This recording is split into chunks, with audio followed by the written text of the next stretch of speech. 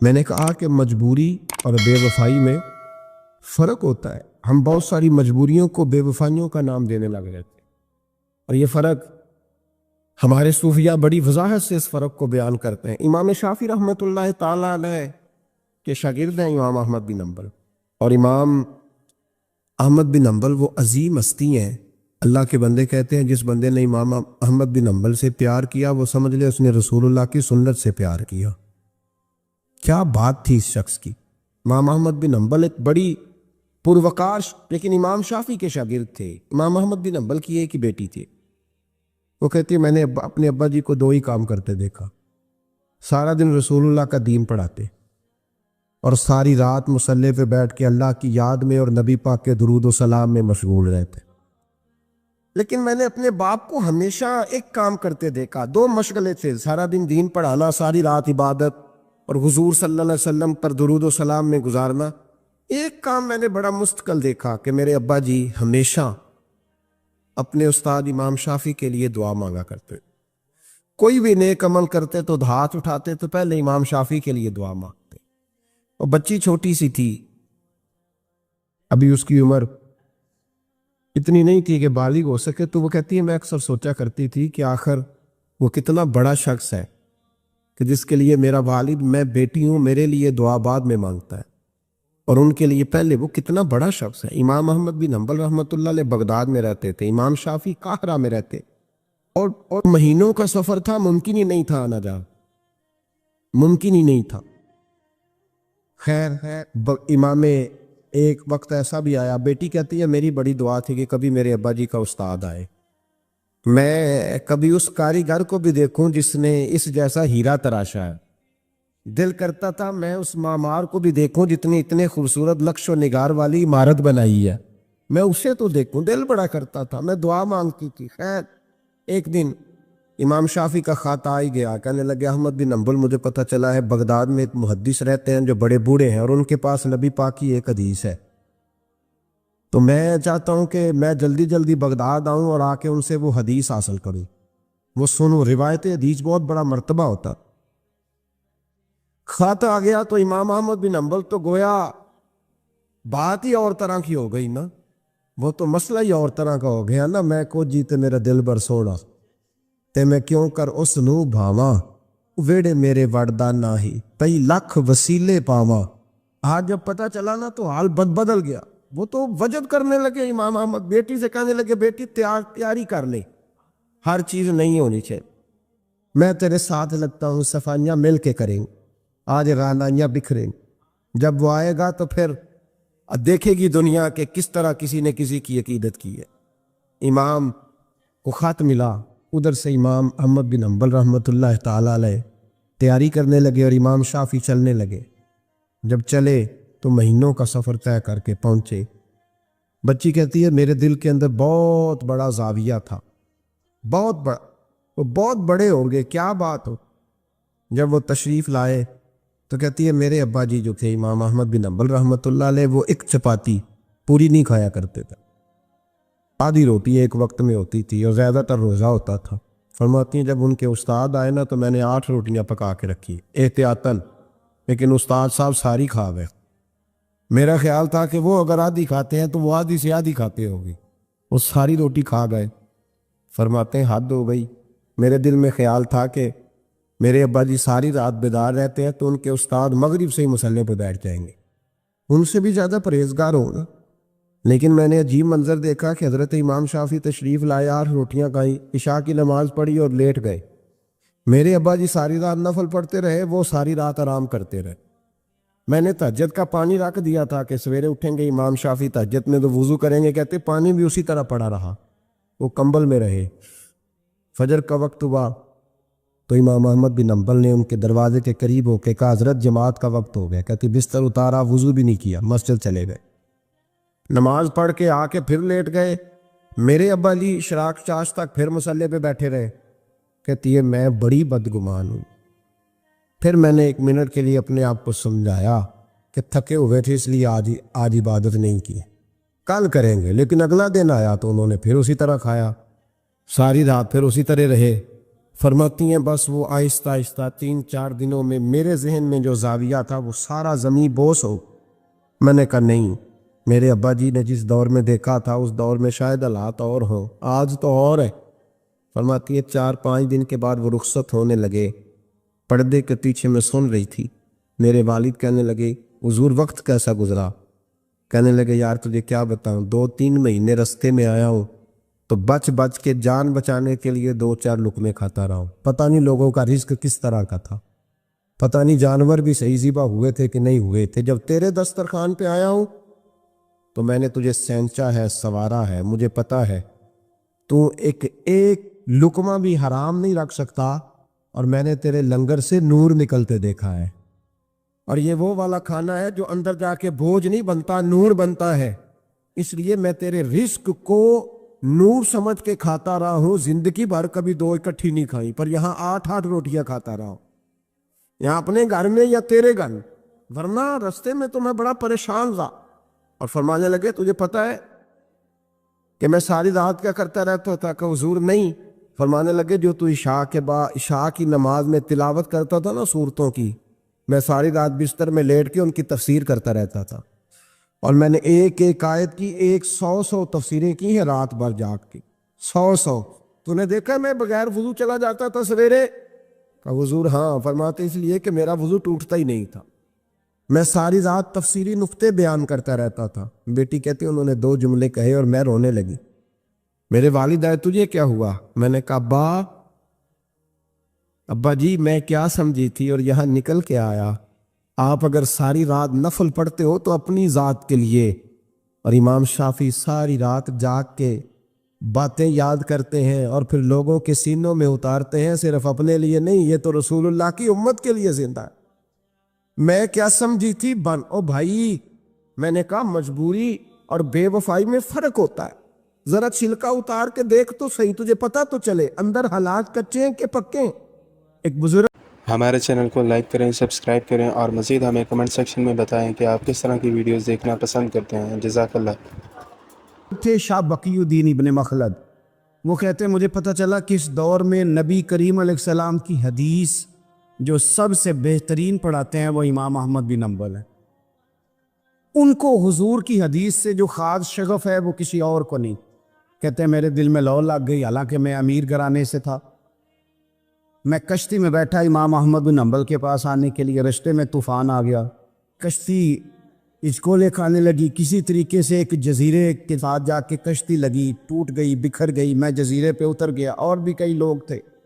1 مہینہ وہاں رہنا پڑا، بارشیں ختم ہوئی، موسم ٹھیک ہوا تو ایک کشتی دکھائی دی آتی ہوئی۔ فرماتے ہیں کہ وہ اس کشتی میں بیٹھا، دوبارہ بغداد کیا، مجھے سفر طے کرتے 2.5 مہینے گزر گئے، وہ جزیرے پہ مہینہ پتے کھا کے بھی گزارا کرنا پڑا۔ نکلا تھا علم حاصل کرنے، جب بغداد شریف پہنچا لوگوں سے پوچھا امام احمد بن حنبل کا مدرسہ کہاں؟ انہوں نے کہا وہ مدرسہ تو بند ہو گیا، وقت کا بادشاہ مخالف ہو گیا، مسجد مدرسہ سیل کر دیا۔ امام صاحب کہاں ہیں؟ کہا گھر کے اندر قید ہیں۔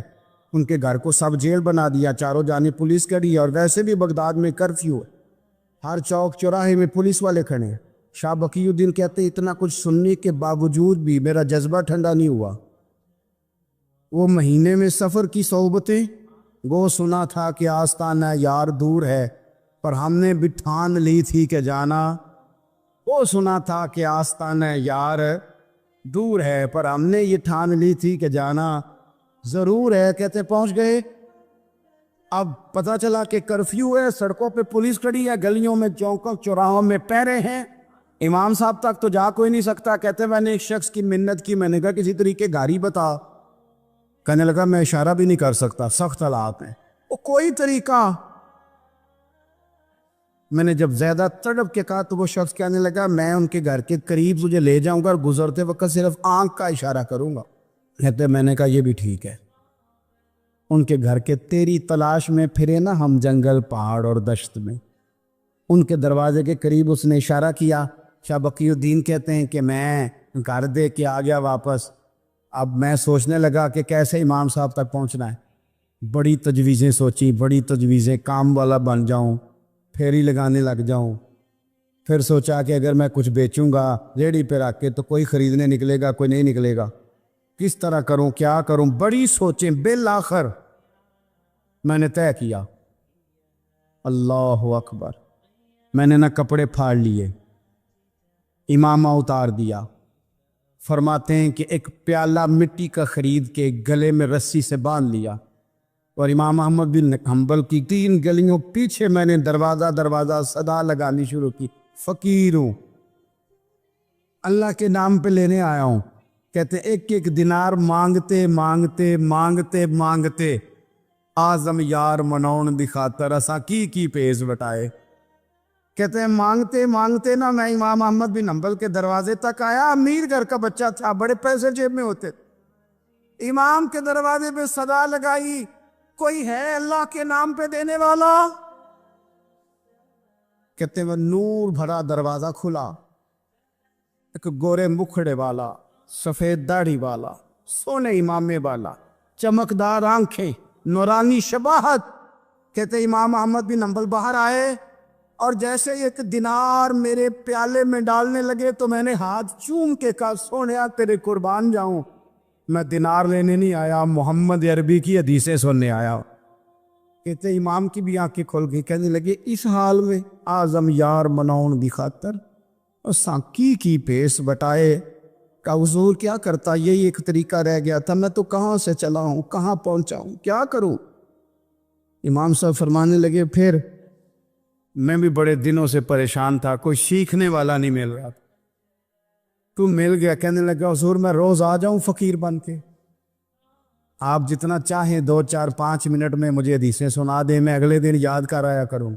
کہتے 2 سال لگ گئے، شاگرد کہاں ملیں گے ایسے، کہاں مرید ملیں گے، گزر گیا دور۔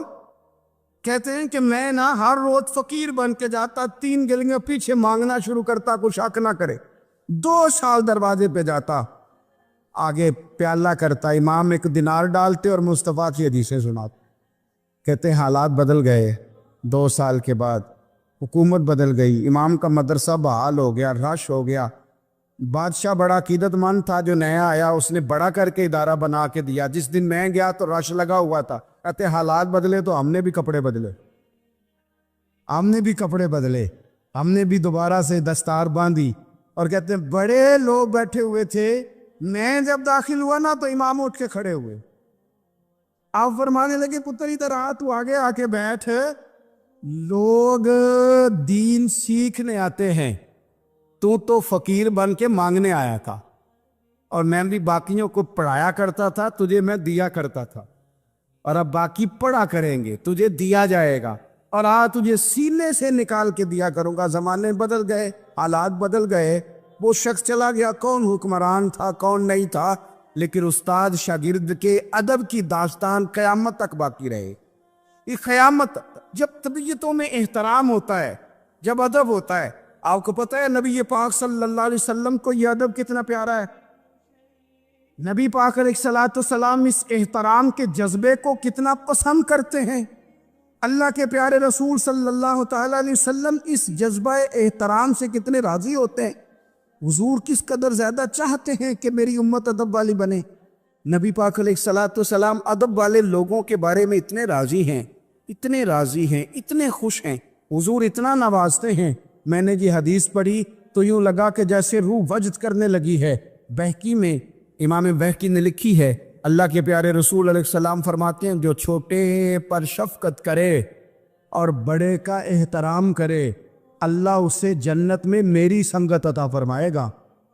یہ میرے قرب کا ذریعہ ہے، یہ چیز میرا قرب ملے گا، شرط یہ ہے کہ ادب والے بن کے احترام والے بن کے آؤ، کبھی بھی سوء ادب نہ کریں، کبھی کسی مقام پر بھی بے ادبی نہ کریں، آپ اپنا ذائقہ کبھی تبدیل نہ کریں۔ امام احمد بن حنبل کی جگہ وضو کر رہے تھے، ایک شخص کہتا ہے میں نے ساری زندگی گناہوں میں گزار دی تھی، تو امام صاحب نا وضو کر رہے تھے جھیل پر بیٹھ کے، تو جھیل اس طرح ہوتی ہے، پہاڑ ہیں، اوپر کو پانی نیچے آ رہا ہے، تو کہتے ہیں امام صاحب نیچے بیٹھ کے وضو کر رہے تھے، تو میں اوپر بیٹھ کے نا وضو کر رہا تھا یا پانی پی رہا تھا، تو میں نے دیکھا کتنے بڑے امام نیچے۔ کہتے ہیں میں نا میرے دل میں خیال ہے یار میں ساری زندگی غلط کاموں میں گزاری ہے، پر جو بھی ہے یہ رسول اللہ کے دین کے عالم۔ کہتے ہیں وہ حضور کے دین کی عزت کرنے کے لیے میں اوپر سے اٹھا آ کے نا، تو میں تھوڑا پیچھے جا کے نیچے بیٹھ گیا، جو میری حاجت تھی، پانی پینا تھا یا منہ دھونا تھا، میں وہ کرنے لگا۔ کہتے ہیں امام صاحب نے بھی یوں نظر میری طرف دیکھی، پتہ نہیں انہوں نے کیا دعا دی کہ رب نے مجھے توبہ کی توفیق عطا فرما۔ میں اللہ کے فضل سے اللہ نے میرا دل موڑ دیا اور میں رب کریم کی بارگاہ کی جانب میری توجہ ہو گئی۔ خدا نے مجھے اس ادب کی برکت سے اپنی بارگاہ کی طرف اللہ تبارک و تعالیٰ نے مجھے موڑ لیا۔ بے ادبی تو بندے کو کفر تک لے جاتی ہے، بے ادبی تو کفر تک لے جاتی ہے۔ اگر بندہ بے ادب ہوتا ہوتا اللہ رسول کی بے ادبی تک پہنچ جائے تو دور نکل گیا، لیکن یہاں باقاعدہ بے ادبی کو پروموٹ کیا جا رہا ہے۔ کبھی بھی بے ادب نہ بنے، ادب والے رہیں، ادب والے بن کے جئیں، ادب والے بن کے دنیا سے جائیں۔ وہ درویش نے کہا تھا کہ بے ادباں مقصود نہ حاصل، نہ درگاہ ٹوئی، پانچ ادب دے محمد بخشا، توڑ نہیں چڑھیا کوئی۔ بادب لوگ جو ہوتے ہیں وہ دوسروں کو عزت دے دیتے ہیں اور اپنی اخلاق کو بلند کر لیتے ہیں۔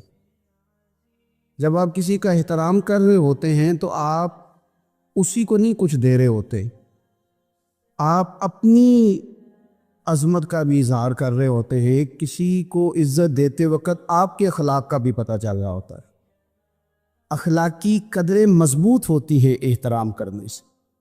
مذہب اسلام اتنا سونا ہے، اتنا پیارا ہے، یہ دین اتنا ٹھنڈا اور اتنا میٹھا ہے کہ دھرتی کے سارے حسن سمیٹ کر اگر ایک لفظ بنایا جائے تو وہ دین اسلام بنتا ہے۔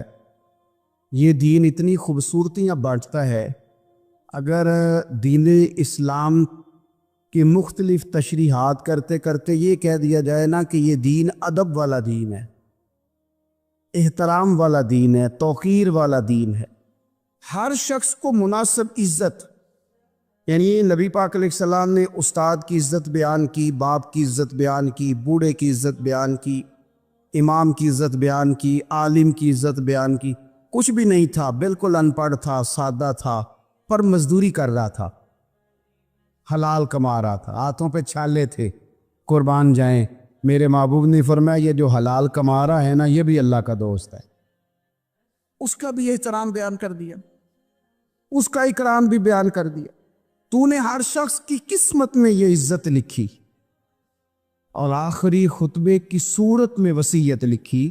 نبی کریم صلی اللہ علیہ وسلم نے لوگوں کو احترام دیا، اللہ کے محبوب علیہ السلام۔ آپ دیکھیے حضور نے اس عورت کی بھی فضیلت بیان کی جس کے گھر کے اندر اولاد پیدا ہوتی ہے، اور اس کی بھی فضیلت بیان کی کہ جس گھر کے اندر اولاد پیدا ہوتی ہے پر جلدی چلی جاتی ہے، انتقال ہو جاتا ہے کسی بچے کا خدا نخواستہ، اس کی بھی فضیلت بیان کی۔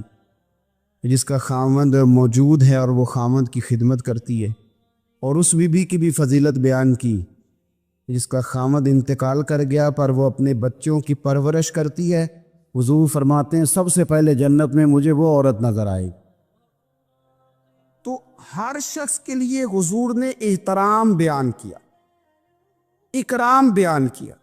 ہم نے چونکہ بدگمانیاں پیدا کرنی شروع کر لیے تو معاشرے کے اندر بسنے والے لوگوں کے بارے میں ہمارے دلوں میں مختلف وسوسے آ جاتے ہیں، مختلف وسوسے۔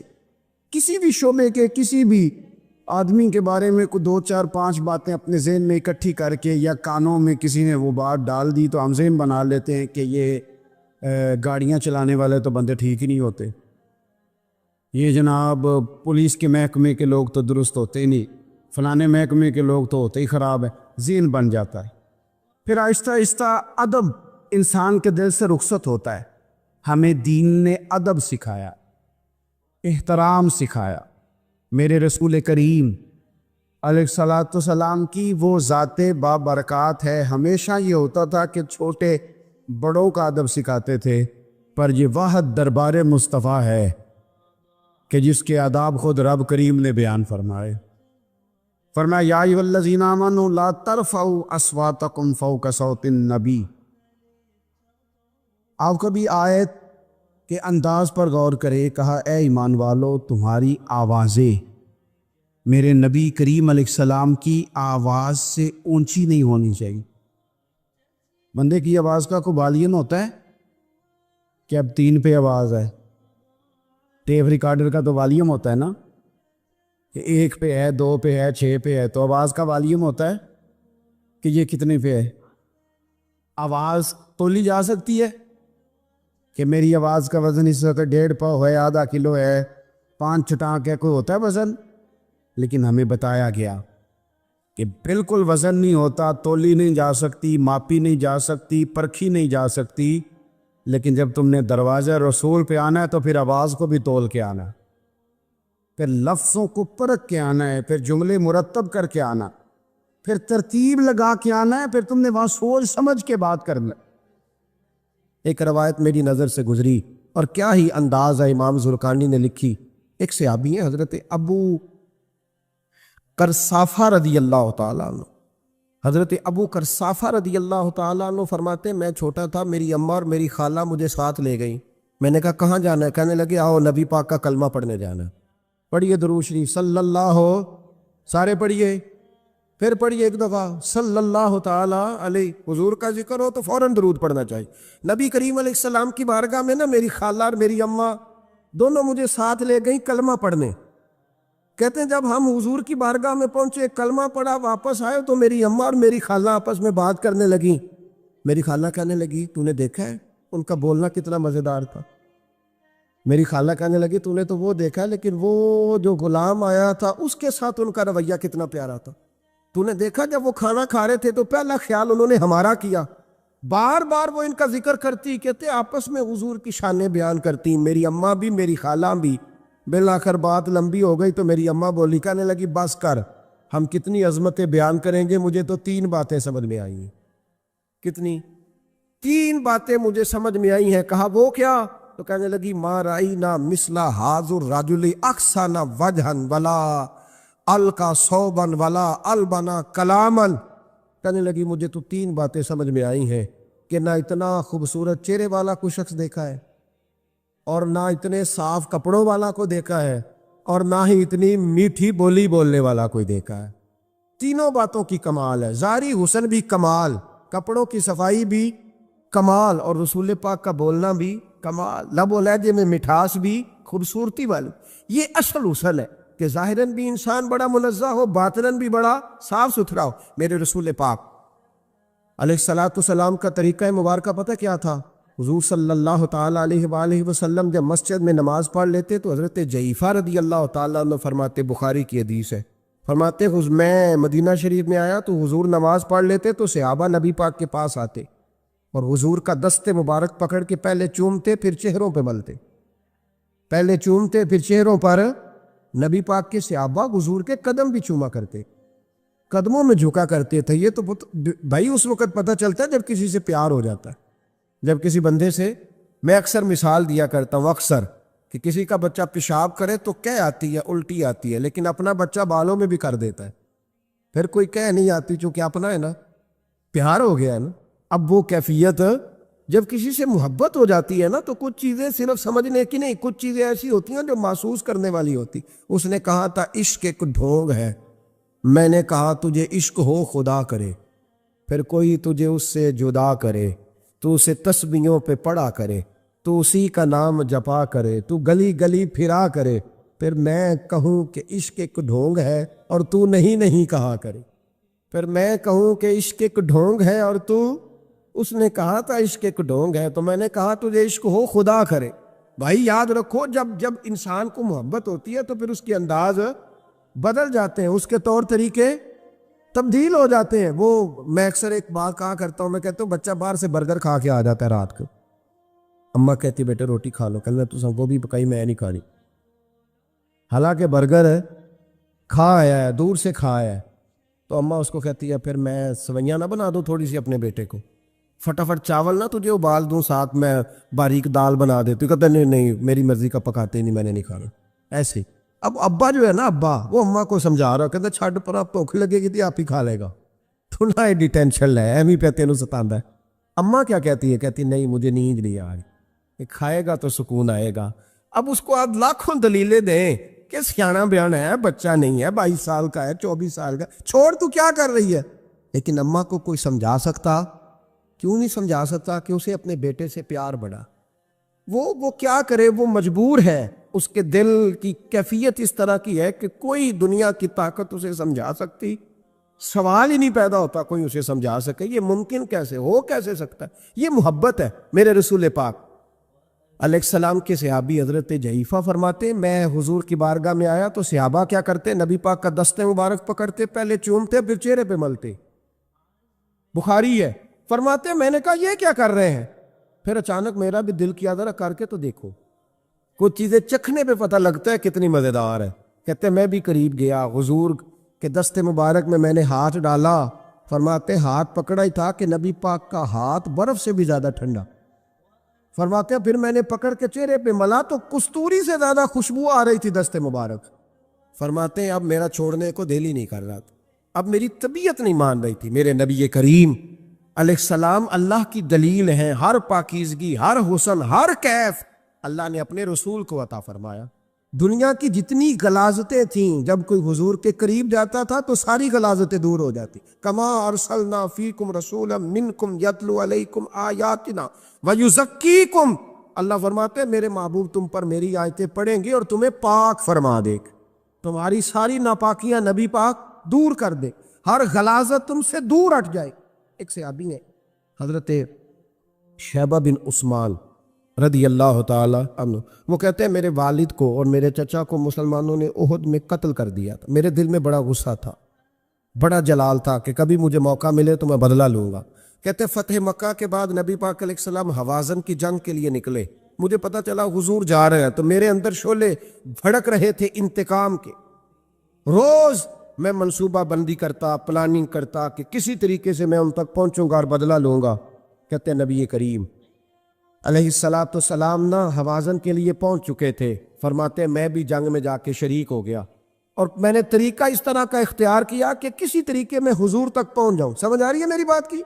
نبی کریم علیہ السلام تک کسی طریقے پہنچ جاؤں۔ فرماتے ہیں لڑتے لڑتے، لڑائی کے 2 طریقے ہوتے تھے، کبھی تو ایسے ہوتا تھا کہ ایک دو آدمی مل کے آپس میں لڑتے تھے، پھر گمسان کا رن پڑتا تھا، گھمبیر ہو جاتی تھی جنگ، سمجھ نہیں آتی تھی تیر کہاں سے آیا، نیزہ کہاں سے آیا۔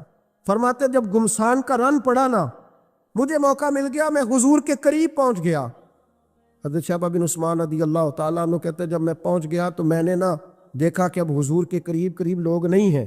فرماتے میں نے نا فوراً تلوار اٹھائی، تلوار اٹھا کے میں حضور کو معاذ اللہ شہید کرنے ہی لگا تھا کہ ایک نور چمکا حضور کے سامنے۔ پڑھیے درود صلی اللہ علیہ وسلم، کہتے ہیں ایک نور چمکا، اتنی تیزی تھی اس نور میں کہ میری آنکھیں بند ہو گئی، میرے ہاتھ سے تلوار گر گئی، آنکھیں چندھا گئی میری۔ فرماتے ہیں تلوار میرے ہاتھ سے چھوٹ گئی۔ اب جب وہ روشنی مدم ہوئی نا تو میں نے دیکھا نبی پاک سامنے کھڑے مسکرا رہے ہیں۔ میں نے کر دی، آپ نے سن لی، ذرا دیکھو تو صحیح، جو تلوار لہرائے اسے دیکھ کے بھی کبھی کو مسکرایا ہے، جس نے تلوار ہی لہرا دی، جو شہید کرنے ہی لگا تھا، پہنچ گیا تھا۔ لیکن یہ اخلاق میرے رسول پاک کا ہے صلی اللہ اعلیٰ حضرت فاضل بریلوی کا ایک شعر میں نے پڑھا، کچھ چیزیں ایسی ہوتی ہیں جو بس نا وہ آتی تو سامنے ہے لیکن وہ اتنا لطف دے جاتی ہیں کہ ٹھنڈا ہو جاتا ہے مزاج۔ رات کو میں شعر پڑھ رہا تھا اعلیٰ حضرت کا فاضل بریلوی رحمت، اور میں نے شعر پڑھا تو مجھے اچھا لگا سنانا۔ ایک دوست کو میں نے فون کیا، میں نے کہا یار ذرا شعر تو سن لے، یہ پہلی دفعہ نظر سے گزرا ہے، ابھی سیدھا سادہ لیکن روح تک اتر گیا۔ اعلیٰ حضرت فرمانے لگے نبی پاک کے بارے میں، فرمانے لگے سیدھی سیدھی روش پر کروڑوں درود، سیدھی سیدھی روش پر، بالکل سیدھی ہے حضور کی باتیں، کسی پیچیدگی کی ضرورت نہیں۔ کہنے لگے سیدھی سیدھی روش پر کروڑوں درود، سادی سادی طبیعت پہ لاکھوں سلام، سادی سادی طبیعت پہ سیدھی سیدھی روش پر کروڑوں درود اور سادی سادی طبیعت پہ لاکھوں سلام۔ میرے نبی کریم صلی اللہ علیہ وسلم مجھے دیکھ کے مسکرائے اور فرمایا جب حضور مسکرائے نا تو میں نبی کریم علیہ السلام کو دیکھ کے حیران ہوا کہ میں نے تلوار تانی تھی اور حضور نے مسکرانا شروع کیا۔ فرماتے اب حضور نے مجھے بلایا، آواز کے ساتھ نہیں بلایا، حضور نے اشارہ کیا یوں کر کے، فرمایا ادھر آؤ نا۔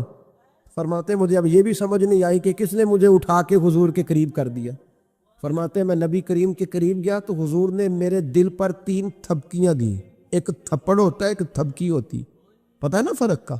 ایک تھپڑ کو مارے تو جلال آتا ہے اور تھپکی دے تو پیار آتا ہے۔ کہتے حضور نے 3 تھپکیاں دی اور دی بھی میرے دل پر، ایک، پھر 2، پھر 3۔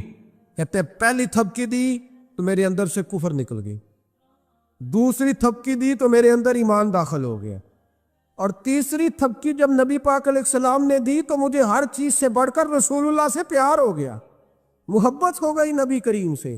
آپ فرماتے ہیں اب حضور نے نا فوراً میرے ہاتھ میں تلوار تھمائی، فرمایا پہلے تو ہمارے خلاف لڑ رہا تھا، تلوار پکڑ، اب ہماری طرف سے لڑ، تلوار پکڑ اور لڑ۔ آپ فرماتے ہیں میں اتنا لڑا کہ جو حضور کا دشمن سامنے آتا میں گلا کاٹ دیتا، جو آتا میں اس کے ٹکڑے کر دیتا۔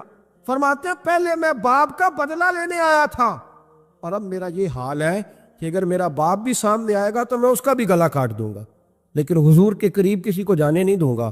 حضرت شیبہ بن عثمان کہتے ہیں جنگ ختم ہو گئی، حضور خیمے میں گئے، میں بھی گیا، اب نبی پاک لوگوں سے باتیں کر رہے ہیں، حضور لوگوں سے باتیں کر رہے ہیں، میں ایک کونے میں بیٹھا سوچ رہا ہوں کہ میں تو بدلہ لینے آیا تھا، یہ میرے ساتھ ہوا کیا؟ حضور لوگوں سے باتیں کرتے جا رہے ہیں، میں سوچتا جا رہا ہوں کہ میں تو انتقام لینے آیا، یہ کیا معاملہ ہوا؟ کہتے محبوب نے اچانک میری طرف نظر اٹھائی اور فرمانے لگے شیبہ ایک ارادہ تو نے کیا تھا جو غلط تھا، اور ایک ارادہ میرے رب نے کیا ہے اور تیرے اوپر فضل فرما دیا ہے۔ فرماتے حضور نے اب مجھ سے فرمایا کوئی خواہش ہو تو بتاؤ، مانگ لو کچھ مانگنا ہے تو۔ میں نے عرض کی یا رسول اللہ میری بخشش کی دعا کر، بڑا میرا خوفناک ماضی ہے، میں اسلام کا بڑا دشمن رہا ہوں، حضور دعا کر دے، یاد ماضی عذاب ہے یا رب، چھین لے مجھ سے حافظہ میرا، یا رسول اللہ بڑے گناہ ہیں میرے، دعا کر دے۔ کہتے میں نے دعا کے لیے کہا اور حضور پھر دوسرے لوگوں سے باتیں کرنے لگے، کبھی اس سے کبھی اس سے کبھی اس سے۔ میں سوچنے لگا کہ میری بات کا کوئی جواب ہی نہیں آیا۔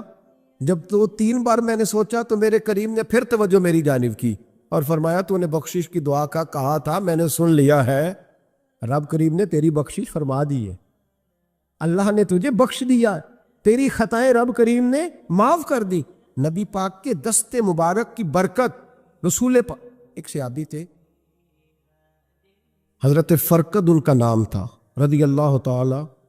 پہلے نا میں جب گفتگو کیا کرتا تھا نا تو میں صحابہ کا نام نہیں لیتا تھا، میں کہتا تھا ایک صحابی فرماتے ہیں، کیونکہ صحابہ کے نام مشکل تھے، لوگوں کو یاد نہیں رہتے۔ ایک دن میرے دل میں خیال آیا کہ نام لیں گے نہیں تو انہیں آئیں گے کیسے، چلو خود کسی کو یاد ہو جائے گا، تو مجھے اچھا لگا۔ پچھلی دفعہ میں نے حضرت ساسا بن ناجیہ کا نام لیا تو مجھ سے میرے دوستوں نے کہا ذرا لکھ کے دے کیا نام تھا۔ مجھے خوشی ہوئی کہ یار اگر یہ لفظ کہے جائیں گے تو لوگوں کو دلچسپی ہوگی۔ حضرت فرقد ایک صحابی تھے، اور یہ وہ صحابی ہیں جنہوں نے حضرت عمر کے زمانے میں موصل کا علاقہ فتح کیا تھا، بڑے دلیر تھے، ان کی 4 بیویاں تھیں۔ وہ کہتے ہیں جب بھی یہ گھر میں آتے تو خوشبو اتنی اعلیٰ لگا کے آتے کہ ہم حیران ہو جاتی۔ عورتیں زیادہ تیاری کرتی ہیں نا مردوں سے کہ نہیں، کہ آج کل مرد زیادہ کرتے ہیں؟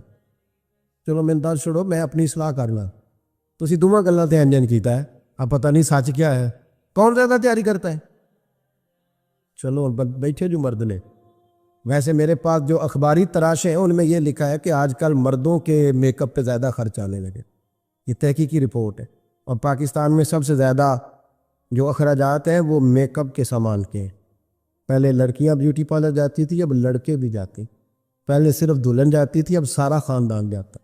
اللہ تعالیٰ معاف کرے۔ اس کے باوجود بڑی غربت ہے ملک میں، پریشانی بھی بڑی ہے، اس کے علاوہ ہمیں غریبوں کا درد ہے، اس کے باوجود ہم لوگوں کی مدد کرنا چاہتے ہیں۔ پتہ نہیں کیا ترجمہ کیا ہم نے غریب پروری کا، کیا معنی بنایا، اللہ بہتر جانتا ہے، کہ وہ چیزیں جن کی بالکل حاجت نہیں، بالکل ضرورت، ان پر لاکھوں لٹا کے کہتے ہیں وہ دیکھو بیچارے کو روٹی نہیں مل رہی، تو بھائی آپ مہربانی کرتے خالی کندھی کر لیتے، باقی پیسے غریب کو دے دیتے۔ لیکن چلے معیار ہے نا ہمارا اپنا معیار ہے، اس پر میں جاتا نہیں، بات نہیں کرتا۔ نبی کریم علیہ الصلاۃ والسلام کے صحابی، ان کی ازواج کہتی ہیں کہ اب عورتیں زیادہ تیاری کیا کرتی تھی، لیکن وہ جب گھر آتے نا تو اتنی خوشبو لگاتے، کہتی ہم چاروں مل کے کوشش کرنے لگی، ڈھونڈنے لگی کہ وہ خوشبو کا پتہ کریں جو یہ لگاتا ہے۔ ہم نے بازار سارے تلاش کر لی. عرب کے اندر آج بھی خوشبو کا بڑا شوق اور بڑی مہنگی خوشبو ملتی ہے. کبھی آپ بازار جائیں کہتی ہیں ساری خوشبوئیں لگا لی, تھک گئی. ایک دن چاروں سوتنے مل کے بیٹھی, کہنے لگی ہم نہیں اس کا مقابلہ کر سکتے, آج پوچھ ہی لے کہاں سے خوشبو لگاتا ہے. پوچھ ہی لیتے ہیں, چلو بات ہی ختم ہو جائے, پوچھ لے. یہ ہم جتنی مرضی آلہ لگائیں, جب یہ آ جاتا ہے نا, کچھ لوگ میرے محفل ہوتے ہیں جہاں آ جاتے ہیں وہاں چھا جاتے, تو یہ جب آتے ہیں تو چھا ہی جاتے ہیں. کیا کریں, اس طرح کا میرے محفل ہے, کیا کریں اس کا. فرمانے لگی ایک دن چاروں سوتنوں نے مل کے ان کو بٹھا لیا. کہنے لگی بتاؤ تو صحیح خوشبو کون سی لگاتے. کہنے لگے کوئی بھی نہیں, کبھی لگائی نہیں, آج تک نہیں لگائی. تو کہتی ہیں بیویاں کہنے لگی صحابہ تو غلط بیانی نہیں کرتے, پر آپ کیا بات کر رہے ہیں, یہ کیسے ہو سکتا ہے کہ آپ آتے ہیں تو ہم حیران ہو جاتی ہیں. فرمانے لگے جس دن کی تم لگی ہوئی ہو نا میری خوشبو کا مقابلہ کر دے, مجھے پہلے دن کا ہی پتہ ہے. تو میں نے کہا چلو زور لگا ہی لیں, دیکھ ہی لیتے ہیں کہاں تک بات جاتی ہے تمہارے پاس جتنا زور لگا لو. بہرحال میں اللہ کی قسم اٹھا کے کہتا ہوں کبھی نہیں لگائی. تو بیویاں کہنے لگی پھر بتا تو صحیح, تو ایک دلیر آدمی ہے, اور جو دلیر لوگ ہوتے ہیں وہ خوشبوؤں کے اور کپڑوں کے اور ان چیزوں میں زیادہ وقت نہیں لگاتے, ان کے تو مشن اور طرح کے ہوتے. آپ تو مجاہد قسم کے آدمی ہیں, پر ہر وقت خوشبو آتی ہے. تو حضرت فرقد رو پڑے, کہنے لگی بیمار ہو گیا تھا, لاچار ہو گیا, حکیموں طبیبوں نے انکار کر دیا, وجود پر میرے آبلے نکل آئے, پھنسیاں بن گئی, ان میں پیپ بھر گئی, بیٹھ نہیں سکتا تھا, اٹھ نہیں سکتا. جب تھک گیا نا تو دروازہ رسول پہ چلا گیا. جب تھک گیا طبیبوں کا تھکایا ستایا حضور کی بارگاہ میں, کہا محبوبہ دیکھے تو صحیح میرا کیا حال ہے. حضور ذرا دیکھ کے, چل نہیں سکتا, سو نہیں سکتا, بیٹھ نہیں سکتا, تیرے علاوہ غم کسے بتاؤ. کہتے ہیں حضور نے فرمایا 70 ڈھانپ لے, باقی سارے کپڑے اتار. 70 ڈھانپ لے. کہتے ہیں ٹخنوں سے لے کر ناف تک میں نے 70 ڈھانپ لی, باقی سارے کپڑے اتارے. حضور کیا کریں گے؟ فرماتے ہیں نبی پاک نے دست مبارک اٹھایا, برف سے ٹھنڈا, کستوری سے زیادہ مہکنے والا. فرماتے ہیں پورے وجود پر میرے حضور نے دست مبارک ایک دفعہ لگا دیا, اب جدھر جدھر سے گزرتا ہوں ساری دنیا خوشبو سے بھر جاتی. یہ نبی پاک کا دیا ہوا نور ہے, یہ حضور کی عطا کردہ شفا ہے, یہ رسول پاک کے حسن کی خیرات ہے. ایک شاعر نے ایک فکرہ کا کمال کر دی, کہنے لگا ظلمت کو ان کے نور نے کافور کر دیا, جس پر پڑی نظر اسے بھی نور کر دیا. رسول پاک علیہ السلام کے دست خیر میں وہ برکات تھی. حضور حسن کی 2 قسمیں ہوتی ہیں, ایک حسن ہوتا ہے ملمہ سازی والا, بیوٹی پارلر والا, ایک حسن ہوتا ہے باطن کا. بچے پتہ کیوں خوبصورت ہوتے ہیں؟ اس پر علماء مناطقہ نے بحث کی ہے, محدثین نے لکھا ہے. بچہ گدھے کا بھی ہو تو پیارا لگتا ہے, چھوٹا بچہ اگر اس کا رنگ بہت گورا نہ بھی ہونا, صرف چھوٹا ہو, وہ پیارا لگتا ہے, اس میں ایک جاذبیت ہوتی ہے. اس پر ہمارے مفسرین نے, محدثین نے, علماء مناطقہ نے ایک بحث کی ہے. وہ کہتے ہیں اصل بات یہ ہے کہ بچے جھوٹ نہیں بولتے, بددیانتی نہیں کرتے, دھوکہ نہیں کرتے. یہ جو اندر کی عیاریاں ہوتی ہیں نا, چہرہ بھی خطرناک کر دیتی, اور جب اندر حسن ہوتا ہے تو باہر بھی حسن ہی ہوتا ہے. بچے میں کوئی مکاری عیاری نہیں ہوتی, فساد نہیں ہوتا, نیت میں فطور نہیں ہوتا, کسی کو لوٹنے کا ارادہ نہیں, کسی کو شیشے میں اتارنے کا پروگرام نہیں بتاتا. بچہ چرب زبان نہیں ہوتا, اس کو طریقہ نہیں ہوتا, وہ لوگوں کو قائل کرنے کے ہر وقت دوڑتا نہیں, الٹی سیدھی گیمیں نہیں چلاتا, کیونکہ اندر حسن ہوتا ہے تو وہ حسن اس کے چہرے پر معصومیت بن کے آتا. سمجھ آ رہی ہے میری بات کی؟ اس کی دلیل میرے رسول پاک ہو علیہ السلام نے بخاری میں فرمایا اللہ کا ولی وہ ہے جس کا چہرہ دیکھو تو اللہ یاد آ جائے.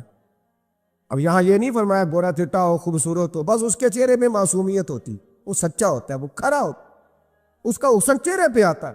میرے رسول کریم علیہ السلام کا جو حسن تھا نا, وہ اندر کی صداقت کی روشنی تھی, وہ اندر کے کیف کا نور تھا جو حضور کے چہرے پر عیاں ہوتا تھا. اس لیے نبی پاک کا چہرہ جو تھا وہ آنکھیں چدھیاتا نہیں تھا, بلکہ آنکھوں کو اچھا لگتا تھا. شاہ عبد الرحیم صاحب محدث دہلوی شاہ ولی اللہ صاحب کے والد ہیں, اور ہمارے بر صغیر پاک و ہند میں جتنے بھی مسالک ہیں یہ سارے شاہ ولی اللہ صاحب کے شاگرد بنتے. وہ کہتے ہیں میرے ابا جی نے خواب دیکھا اور خواب میں انہیں رسول اللہ کا دیدار نصیب ہوا. نبی کریم علیہ السلام کی بارگاہ میں شاہ ولی اللہ صاحب کے ابا جی کہنے لگے حضور ایک بات بڑی اڑ گئی ہے میرے دل میں, بڑی, تو کتابوں سے جواب نہیں ملا, آج رب کریم نے موقع دیا ہے اس سوال کا جواب تو کہا عبد الرحیم پوچھو. کہا یا رسول اللہ حضرت یوسف کا حسن دیکھ کے لوگوں نے انگلیاں کاٹ لی پر آپ کو تکنے والے تکتے ہی رہے, کوئی بھی ہوش نہیں ہوا, کسی نے انگلی نہیں کاٹی. تو کہتے محبوب نے فرمایا عبد الرحیم رب کریم نے اپنی غیرت کے ساتھ میرے حسن پر 70,000 پردے ڈالے, یہی بہتر ہے کہ پردوں میں وہ پردہ پوش رہے, وہ اگر پردے اٹھا دے تو کسے ہوش رہے.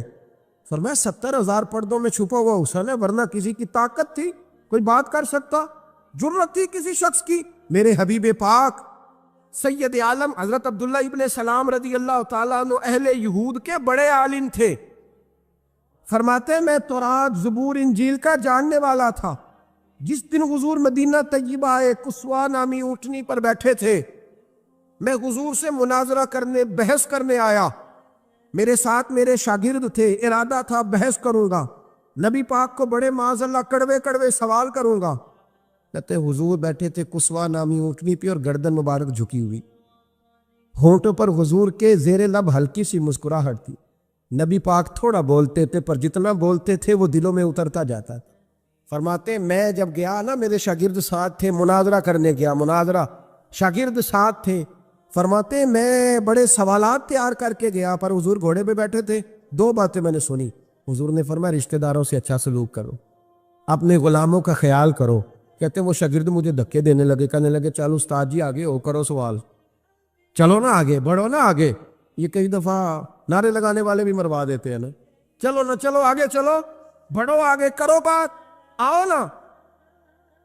کہتے میں ذرا آگے بڑھا, دھکا دیا انہوں نے. فرماتے میں آگے بڑھا اور میں نے قریب محبوب کے قریب جا کے کہا حضور مجھے کلمہ پڑھا دے, میں مسلمان ہونے آیا ہوں. یعنی عام آدمی تو قائل ہو جاتا ہے عالم اور تورات زبور انجیل کا جاننے والا, حضور کلمہ پڑھائیں. کہتے میں واپس آیا نا کلمہ پڑھ کے تو شاگرد کہنے لگے استاد جی آپ تو مناظرہ کرنے آئے تھے, یہ کیا ہوا؟ تو یہ لفظ ہے حضرت عبداللہ ابن سلام کے. فرمانے لگے تم نے نبی پاک کا چہرہ نہیں دیکھا, ان کی آنکھوں کی روشنی نہیں دیکھی, تم نے چہرے کی معصومیت نہیں دیکھی, لب و لہجے کا وقار نہیں دیکھا. کتنے دنوں کے تھکے ماندے آج وہ مدینے پہنچے پر ان کے لب و لہجے میں کوئی اکتاہٹ, کوئی تھکاوٹ, کوئی لفظوں میں جھول تم نے دیکھا ہے؟ فرمانے لگے جس کا اس طرح کا چہرہ ہوتا ہے وہ جھوٹا نہیں سچا ہوا کرتا ہے. میرے نبی پاک علیہ الصلوۃ والسلام کے غلام حضرت طارق بن عبداللہ رضی اللہ تعالیٰ عنہ فرماتے کلمہ پڑھنے سے پہلے ایک دفعہ ہمارا سارا قبیلہ تجارت کے لیے نکلا تھا, اور اس وقت منظر یہ ہوتا تھا کہ ہم اپنی عورتوں کو بھی ساتھ لے جاتے تھے. 6 مہینے سفر کرنا ہوتا تھا, اونٹ گھوڑے ہم بیچا کرتے تھے, عورتیں بھی ساتھ رہتی, کھاتے بھی پکاتے بھی. کہتے ایک سفر سے ہم واپس آ رہے تھے تو مدینے کے باہر صحرا میں ہم نے پڑاؤ کیا, اکیلے رسول پاک صلی اللہ پھر ایک دفعہ پڑھیے گا, ایک دفعہ پھر کہیے گا صلی اللہ تعالی علیہ وسلم. کہتے نبی پاک تنے تنہا اکیلے. حضور نہ سیر کرتے کرتے کرتے کرتے ہمارے قافلے کے پاس سے گزرے, خیمے لگے تھے, پڑاؤ کیا, محبوب تشریف لے آئے. کہتے ہیں حضور سید عالم صلی اللہ تعالی وسلم تشریف لائے. کوئی قبیلے میں سے قافلے میں سے حضور کو جانتا نہیں تھا. ایک سرخ رنگ کا اونٹ تھا ہمارے سردار کا جو بکنے سے رہ گیا تھا, بڑا خوبصورت. کہتے ہیں نبی پاک کو پسند آ گیا. حضور پوچھنے لگے تم کون ہو؟ کہا جی مسافر ہے. کہاں سے آئے ہو؟ فلاں جگہ سے آئے ہیں. کس لیے آئے ہو؟ ہم تجارت کی غرض سے نکلے. اونٹ بیچو گے؟ بیچنا ہے. کتنے کا سودا طے ہوا؟ اس نے کہا اتنے لینے, حضور نے کہا اتنے دینے. اب بات طے ہو گئی. کہتے ہیں لگام حضور نے پکڑی اور فرمانے لگے وہ سامنے میرا شہر ہے جس کا نام مدینہ, وہ میرا شہر ہے. میں ابھی مدینے جاتا ہوں, اپنے غلام کو بیچتا ہوں اور تمہیں آ کے نا قیمت دے جاتا ہے. محبوب گھوڑے کی لگام تھا, اونٹ کی لگام تھا میں, نکیل تھا میں, اونٹ تھا سرخ رنگ کا. حضور لے کے جب نکلے نا تھوڑا سا چند قدم آگے گئے تو ان میں سے ایک شخص بولا, کہنے لگا سردار اب سیانے لوگ ہیں, سمجھدار ہے. اس شخص کا نام پوچھا آپ نے, قبیلہ پوچھا ہے, ایڈریس کا پتہ ہے, پتہ ہے کہاں رہتا ہے, اتنا قیمتی اونٹ دے دیا. اور سردار بھی کہنے لگا, سارے کہنے لگے یار ان کی باتوں میں اتنی لذت تھی, ان کے گفتار و رفتار اتنی باوقار تھی, مزیدار تھی کہ ہوش ہی کوئی نہیں رہا. بھئی ہم پرانے تاجر ہیں, کبھی اس طرح کا سودا کیا ہی نہیں جس طرح کا آج ہو گیا. اوہو واقعی کچھ نہیں یاد رہا, کوئی سمجھ نہیں آئی. وہ ابھی نظر آ رہے, ایک آدمی دوڑ کے جاؤ, دوڑ کے, اور جا کر کے نا ان سے کہو بڑی جائز بات ہے, وہ ناراض بھی نہیں ہوں گے. ان سے ایک شخص کہو کہ بھئی اونٹ دے جاؤ, پیسے لے آنا اور اپنا مال لے جانا، دوڑ کے جاؤ۔ ایک شخص دوڑنے لگا تو سردار کی بیوی خیمے کے اندر تھی، پردے کے پیچھے سے بولی، کہنے لگی خبردار کوئی پیچھے نہ جائے، اگر پیسے مل گئے تو ٹھیک ہے، نہ ملے تو میں دے دوں گی، کوئی پیچھے نہ، کوئی نہ جائے پیچھے۔ سردار کہنے لگا تو جانتی ہے؟ کہنے لگی نہیں۔ کہا گارنٹی کیوں دے رہی ہے؟ تو کہنے لگی تم نے ان کا چہرہ نہیں دیکھا؟ تم تو سودے کر رہے تھے، میں پردے کے پیچھے سے دیکھ رہی تھی۔ پیر مہر علی شاہ صاحب کو کسی نے کہا تھا نبی پاک کا حلیہ بیان کرے، بتائے حضور کے کان مبارک کیسے تھے، آنکھیں کیسی تھی، ناک مبارک کیسی تھی، بینی مبارک کیسی تھی۔ تو پیر مہر علی شاہ صاحب کہنے لگے کوئی مثل نہیں ڈھولن دی، کہنے لگے مجھ سے نہیں بیان ہوتا حضور کا حلیہ، کوئی مثل نہیں ڈھولن دی، تو چپ کر مہر علی، ایتھے جا نہیں بولن دی، بس کر، تو بیان کر سکتا ہے اتنی طاقت؟ اعلیٰ حضرت نے کہا لم یاتی نذیر کفی ناظرن مثلے تو نشد، پید آ جانا۔ کہا حضور مثال تو تب آپ کی بنے گی نا، کوئی آپ کی طرح کا پیدا تو ہوگا، تب بھی مثال بنے گی، تو جب ہوا ہی نہیں تو مثال کیسے بنے گی؟ کہنے لگی کوئی نہ جائے، نہ پیسے آئے تو میں دے دوں گی، میں تو پردے کے پیچھے سے دیکھ رہی تھی، ان کے چہرے کا وقار دیکھا، ان کی آنکھوں کی روشنی دیکھی، ان کے لفظوں کا حسن دیکھا، تم 50 باتیں کرتے تھے وہ ایک جواب دیتے تھے، اور گنے چنے لفظ بولتے تھے، ان کی سادگی کا وقار دیکھا، جانے دو، نہ پیسے آئے تو میں دوں گی۔ کہتے حضور گئے، تھوڑی دیر کے بعد ایک کالے رنگ کا حبشی غلام آیا، پیسے بھی پکڑے اور اپنی چادر میں نا کھجورے باندھ کے تو پیچھے ڈالی ہوئی، اور دیہاتی لوگ پیچھے نہیں ڈال لیتے، کھجورے ڈال کے پیچھے۔ کہتے ہیں وہ آئے اور ان کے آنے کا انداز بھی بڑا نرالا تھا، کہتے ہیں وہ جھومتے جھومتے اللہ کا ذکر کرتے، اللہ الصمد کرتے پہنچ گئے، اور آگے کہنے لگے تم سے میرے نبی نے اونٹ خریدا؟ تم سے؟ کہا ہم سے خریدا ہے۔ کہنے لگے یہ تمہارے پیسے؟ اور پھر چادر کھول کے صحرا پہ بچھا دی، کہنے لگے یہ تمہارے پیسے، اور کھجورے کھاؤ، میرے نبی نے تحفہ بھیجا ہے، کھاؤ، حضور نے تحفہ بھیجا ہے۔ تو وہ سردار کی بیوی اونٹ ہٹا کے کہنے لگی وہ کالے رنگ کے حبشی غلام، انہیں کھجوریں کھلا، اور مجھے اس عزت والی ماں کا نام بتا جس کے گھر میں ایسا لال پیدا ہوا، انہیں کھجوریں کھلا، اور مجھے اس عظمت والے باپ کا نام بتا جس کے گھر میں ایسا پھول کھلا ہے، وہ قبیلہ تو بتا تو صحیح، وہ کون تھے؟ 2 گھڑیاں رکے ہیں پر خوشبو ہی پھیل گئی ہے، رنگ ہی بدل گیا، تار کوئی مثل نہ ڈھولن دی، تو چپ کر مہر علی، ایتھے جا نہیں بولن دی۔ حضرت طارق بن عبداللہ کہتے ہیں جناب بلال فرمانے لگے وہی تو اللہ کے آخری رسول ہے، وہی تو خاتم المرسلین ہے، وہی تو ہیں جنہیں اللہ نے ساری انسانیت کے لیے نمونہ عمل بنایا۔ کہتے ہیں ہم اونٹ بیچنے گئے تھے پر سارے کا سارا قبیلہ ہی مسلمان ہو گیا۔ نبی پاک کی حضور کے ظاہری حسن کے تذکرے ہماری اولادوں کو آنے چاہیے۔ ایک شعر مرحوم اعظم چشتی نے کہا تھا، کمال کر دی، کہنے لگے سمجھا نہیں ہنوز میرا عشق بے ثبات، تو کائنات حسن ہے یا حسن کائنات؟